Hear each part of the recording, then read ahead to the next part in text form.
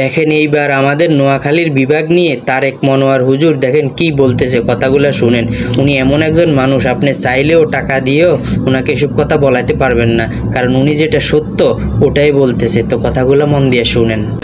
বিভাগ হওয়া বহু আগেরই দাবি ছিল, কিন্তু কোন অদৃশ্য ইঙ্গিতে করা হয়নি এটা আল্লাহ ভালো জানে। শুধুমাত্র হিংসা আর পক্ষপাতিত্ব ছাড়া আর নিজের আখের গোটানো ছাড়া তো আর কিছুই তারা চোখে দেখেনি। এই জন্য ডেভেলপমেন্ট হয়নি। আমরা চাই সারা দেশে উন্নতি হোক। আর যেহেতু আমাকে আল্লাহ নোয়াখালী পাঠিয়েছেন, লক্ষ্মীপুর, সেই জন্য আমি চাইবো আমার এই বিভাগ এটা ইলমি দিক থেকে গুরুত্বপূর্ণ।